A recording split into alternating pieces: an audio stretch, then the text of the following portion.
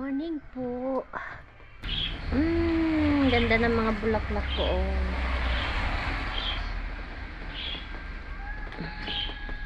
Mga birds namin nandito sa loob kasi malamig. Kawawa sila. May mas mabuting plano. Morning! Morning! Timo, Tima. May pangalan din ang mga birds ko. Timo, Tima. I'm done. Thank you. Naglinis si ate. What do you want? I'm asking. I don't know. Give me idea. I think that you should not cook. Lai? Huwag na daw ako magluto, sabi niya. Yun ang idea niya. Iwan ko. Hirap din mag-isip ng ano? As long as there's something to eat with rice. Rice. Timo, Tima, Lily, and Lulu. Yan yung mga pangalan ng birds namin. Malamig ba? Kaya dito ko nilalagay kasi malamig. Kawawa sila. Timo, Tima, Lulu, Lily. Yun. Bahay.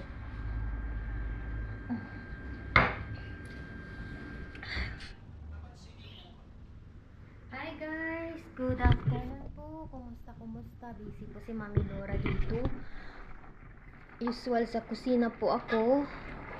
Ayan, gumagawa po ako ng sauce. Carbonara sauce. Hiling ni Mr. at mga bata. Kasi si Mr. gusto niya ito white sauce. Carbonara. Nilagyan ko ng mushroom. Ito siya, oh. Babaunin niya daw bukas, sabi niya, yung tira. Sabi ko okay. So 500 ay yung isang pack kasi usually yun lang yung niluluto ko ngayon. 1,000 grams, 1 kilo ito. Double portion ba. Ayan, pakulaan lang natin. And then, ito na yung sauce natin. Dito sa Lebanon, yung parmesan cheese, medyo affordable ba siya. So, ito ay $3 siya is 1.20. Oo. 0.120 grams, 282,000. So, yun ay pumapalo sa $3. Magkano ba yun sa peso? 170? Mga ganun ba yan? Yung parmesan nila. So, yan. Gano'n natin ang ating lamesa. At nagprito din po ako ng eggplant. Kasi ang asawa ko po, paborito niya ang eggplant.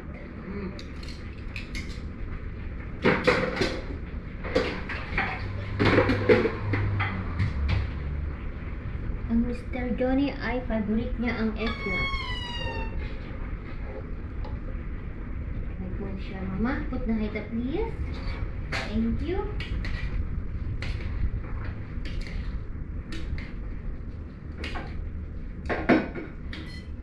Check na natin ang ating pasta.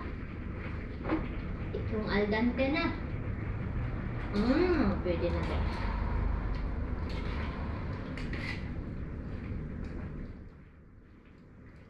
Okay.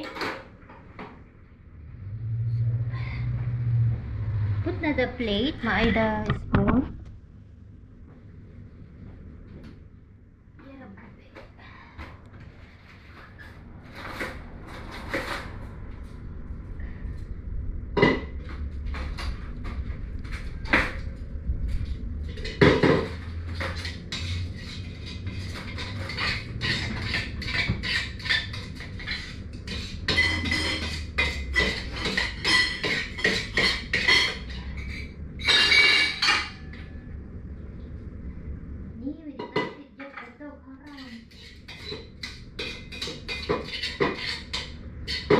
Kan kesian.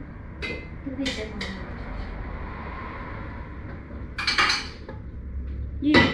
What is that?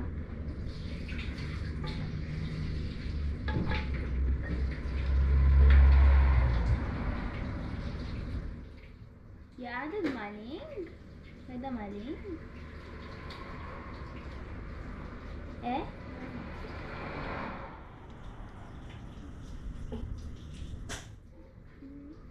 Is it cooking? It's not cooking.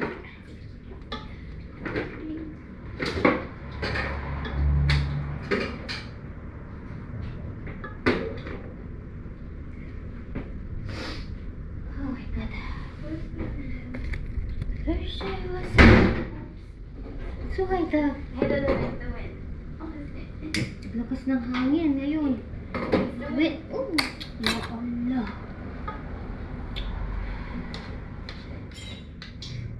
it's the wind. Okay. Ayan na.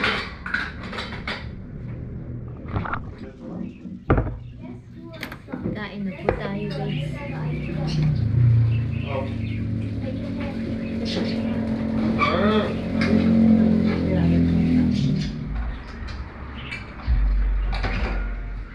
Tuloy ba yan? Yan tayo sa nakabili na kanyo. Eh, Tuloy na doon. صح. Hello po. Katatapos lang namin kumain. Ito na naman ako. Busy na naman ako sa pag-prepare ng paninda namin. I-prepare ko na para mamaya pagbalik namin, ready na siya. So may order po tayo, 2 klase. Patayar at saka tinapay. So i-ano ko na, ihanda ko na para hindi ako ma-late. Kaya hindi ko kailangan magpuyat ngayon.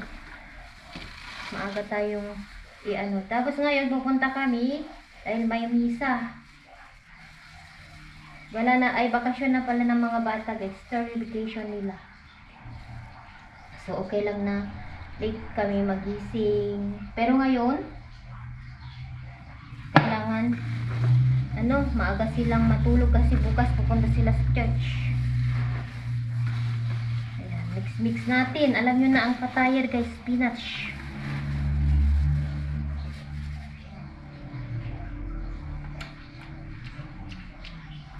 Asim.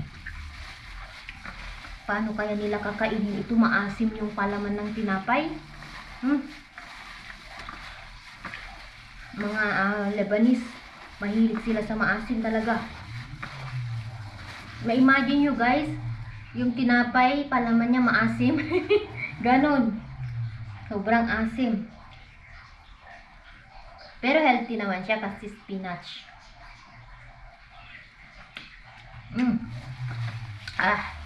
Asim-asim. Ito yung gusto nila, maasim. Ayayay. Tapos na ako. Nalagay lang natin dito.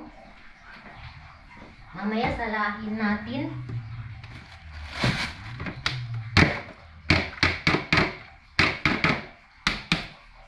Ayan, ganyan lang. Okay. Mag-ano na.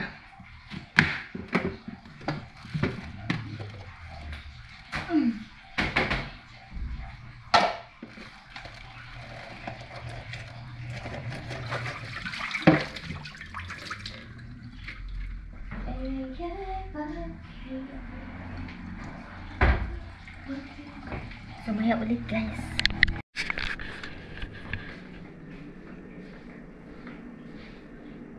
Hello guys, good evening po.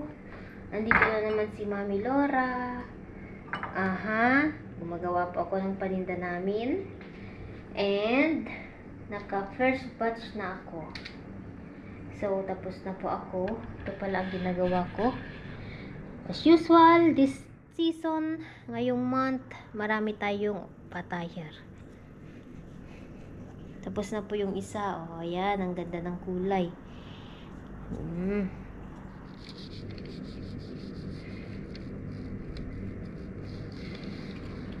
Okay, yan. Brasan natin ng egg yolk para maganda yung kulay niya. Golden brown. Tignan niyo ang patayar ko, hindi siya nag-open. Thank God. Kasi yung iba, noon, iba kong ginagawang patayar, hindi pa ako nagtitinda is nag-open siya. So far, ngayon hindi naman siya nag-o-open. Ayun, ang ganda ng kulay guys. O, kita nyo ba? Ganda na, masarap yan. Maasim ang loob. Okay. Ayan, so ang gagawin natin, lagay natin dito kasi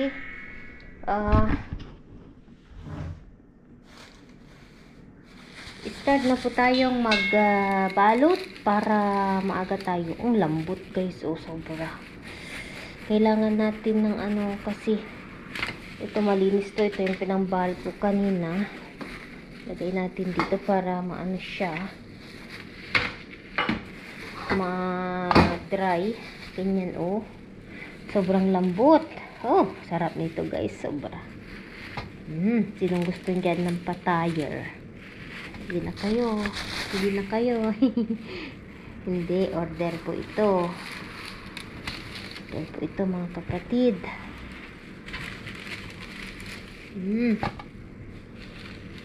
Ito. Lagay natin dyan.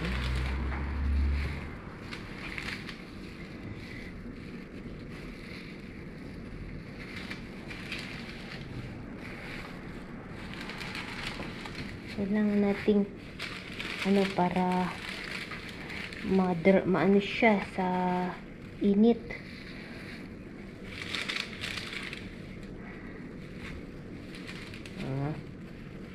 Ayan.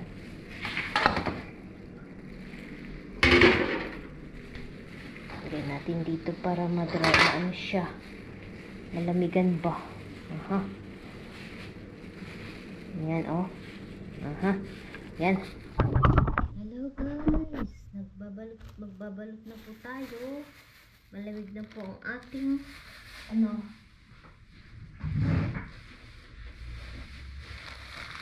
Ay, tapos na po ulit si Mami Laura. Thank God.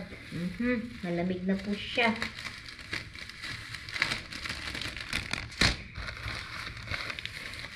One o'clock na po dito. Sakto lang, matatapos na ako. Meron pang nakasalang. Siguro around 2 o'clock matulog na ako. May oras pa.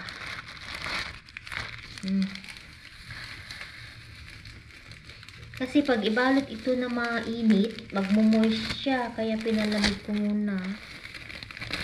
Spring na dito sa Lebanon guys. Spring. Nabutasan naman ito. Bakit? Anong nangyari?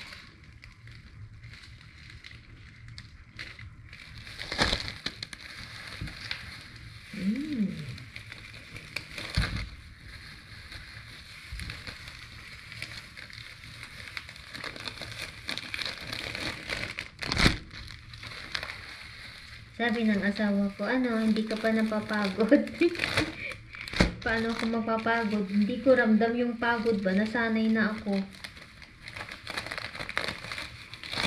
Pwede ka namang tumigil, sabi ng asawa ko.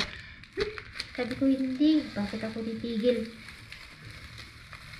Anyway guys, alam nyo ba? Nag-inquire kami sa mga airlines.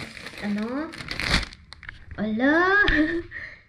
Ang ginawa namin ng asawa ko ngayong araw, alam nyo ba, nag-inquire kami sa, may kukwento ako sa inyo, nag-inquire kami sa mga airlines. Una na in-inquire namin is Etihad. Tapos hindi na, dati kasi usually noon umuwi kami, it was since nung nagbabakasyon kami ng mga bata, unang bakasyon namin, ang airlines na sinakyan namin is either Etihad or Emirates. Kasi that time, mahal ang Qatar Airlines noong time na yon. Tapos, noong 2018-19 ganyan, medyo bumaba ang presyo ng Qatar Airlines. So, nung umuwi kami, that time umuwi ako, yun yung namin, airlines namin, Qatar. Kasi mas baliktad ba? Mas mura na ngayon ang Qatar kaysa sa Etihad at sa Emirates. So, yun. Nag-inquire kami sa Qatar. So far, meron namang promo, mga ganyan sila. And then, nag-inquire kami sa Etihad. May kamahalan sa ngayon kasi sabi ng asawa ko, kapag kasi yung malayo pa yung biyahe ba, no, yung balak mong months na pag mas makapili ka ng mura na fare. Pero pag yung suddenly, like next week, aalis ka na ganyan, yun yung mahal. So, sabi ni Mr., kailangan natin mag-inquire para alam natin, may idea, ganon. So, nag-inquire kami sa agency. Kaso, mga agency dito, syempre may commission sila, ganyan. Alam natin yan. And then, dalawang agency ang tinawagan ni Mr. Isa yung kaibigan ni George. And then, isa sa kaibigan ng pinsan ni Mr.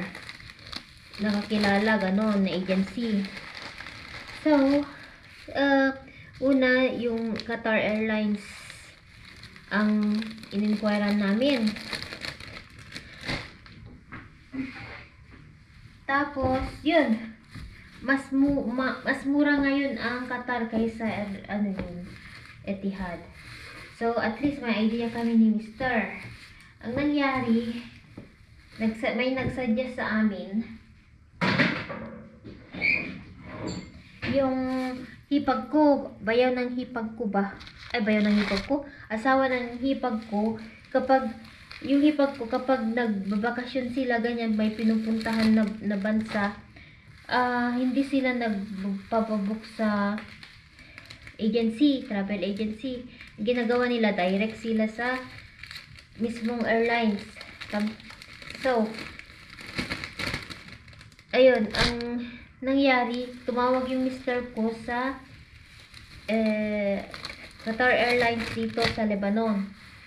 Ang office nila is sa downtown. So, yun, sabi, yung alam nyo, yung nakita naming site, sa site nila, may promo. So, tinanong ni Mr. kung totoo ba.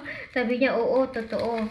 So, yun, at least may idea kami. At sinabi ni Mr. na, ganito, uwi ang mga, and then, tinanong kung magkano, ganyan. So, may idea na kami ng asawa ko. And, yun, balak namin na doon na lang kami magpabook. If ever, guys.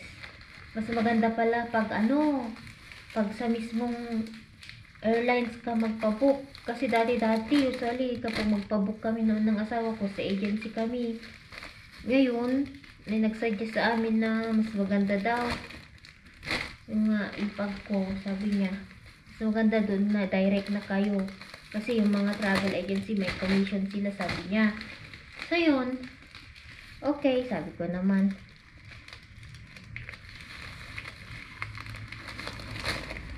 Ayan, tapos na. So, balutin na natin. Ganito ang gagawin natin.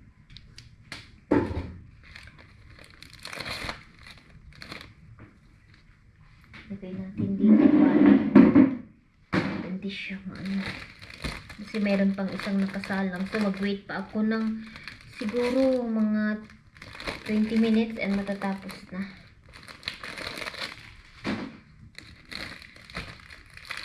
Yung kaibigan kong umuwi last February, si Sis Lisel, sabi niya, sobrang mahal daw ang bilihin sa Pilipinas, sabi niya. And then, mainit daw doon.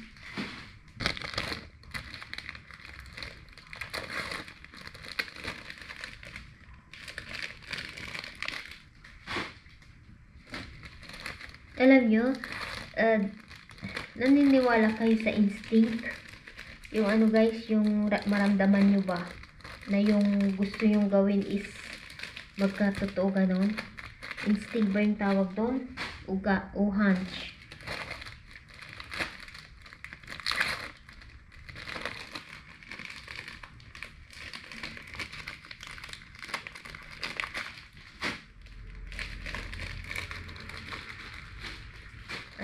Tapos, ano pa yun, yung sa tawag ito, sabi ng sa airlines na may anuhin daw, electronic e-travel ba yun? Sabi ng Qatar Airlines, para sa Pilipino lang ata yun, no, yung electronic e-travel. Tapos, binigay lahat yung, ano, sa agency, travel agency, binigay lahat ng details. So, pag mag-travel ka daw sa Philippines, may e-travel na kailangan sign 3 days before departure. Maganda din kasi, ano, talagang sinasabihan ba yung clients, yung mga customers. Ay, hindi namin alam about sa ganyan, yung e-travel. May apply, ayun, tawag ito, meron doon na kailangan fill upan daw. Sabi ng asawa ko, mag-inquire lang kami. Tignan natin guys, bakit? Walang imposible guys. Walang imposible sa lahat ng bagay.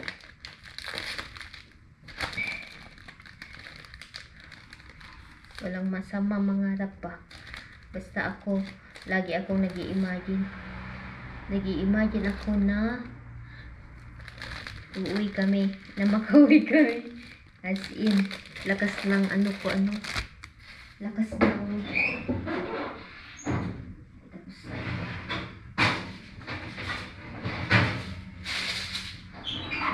ito. Tapos na. Mainit pa. Lagay na natin dito sa ano. Yan. Okay.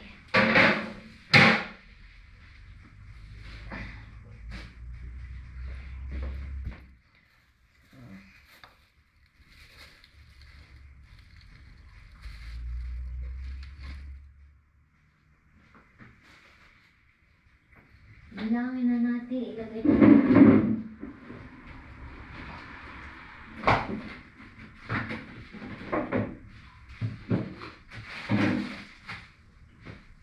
Bilangin natin ang ating nagawa ngayon para hindi tayo malugi. Kasi minsan nag-over tayo sa pagbilang. Buti, minsan may time si Mr. na bilangin. Sabi niya, bago siya aalis, sa umaga, sabi niya, ilan yung binigay mo sa akin? Sasabihin ko, nagkamali pala ako. Pagdating niya doon, bibilangin niya.